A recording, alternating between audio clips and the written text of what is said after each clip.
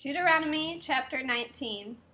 When Adonai your God cuts off the nations whose land Adonai your God is giving you, and you take their place and settle in their cities and houses, you are to set aside 3 cities for yourself in your land that Adonai your God is giving you to possess. Divide the territory of your land, which Adonai your God is having you inherit, into 3 parts, and prepare the roads so that any killer can flee to these cities. The killer who will live if he flees there is someone who has killed his fellow member of the community by mistake, who did not hate him in the past. An example would be if a man goes into the forest with his neighbor to cut wood and takes a stroke with the axe to fell a tree, but the head of the axe flies off the handle, hits his neighbor, and kills him. Then he is to flee to one of these cities and live there. Otherwise, the next of kin avenger, in the heat of his anger, may pursue the killer, overtake him because the distance to the city of refuge is long, and strike him dead, even though he didn't deserve to die, inasmuch as he hadn't hated him in the past. This is why I am ordering you to set aside for yourself 3 cities.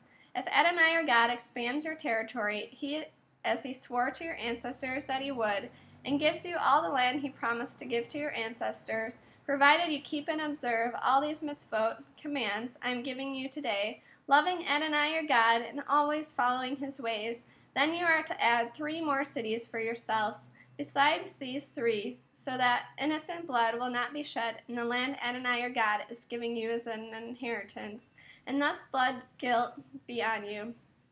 However, if someone hates his fellow member of the community, lies in wait for him, attacks him, strikes him a death blow, and then flees into one of these cities, then the leaders of his own town are to send and bring him back from there, and hand him over to the next of kin avenger to be put to death. You are not to pity him, rather you must put an end to the shedding of innocent blood in Israel. Then things will go well with you. You are not to move your neighbor's boundary marker from the place where people put it long ago, and the inheritance soon to be yours in the land of Adonai your God is giving you to possess.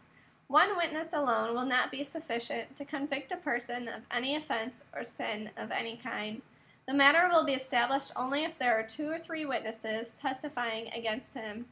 If a malicious witness comes forward and gives false testimony against someone, then both the men involved in the controversy are to stand before Adonai, before the Kohanim and the judges in office at that time. The judges are to investigate carefully. If they find that the witness is lying and has given false testimony against his brother, you are to do to him what he intended to do to his brother. In this way, you will put an end to such wickedness among you. Those who remain will hear about it, be afraid, and no longer commit such wickedness among you. Show no pity, life for life, eye for eye, tooth for tooth, hand for hand, foot for foot.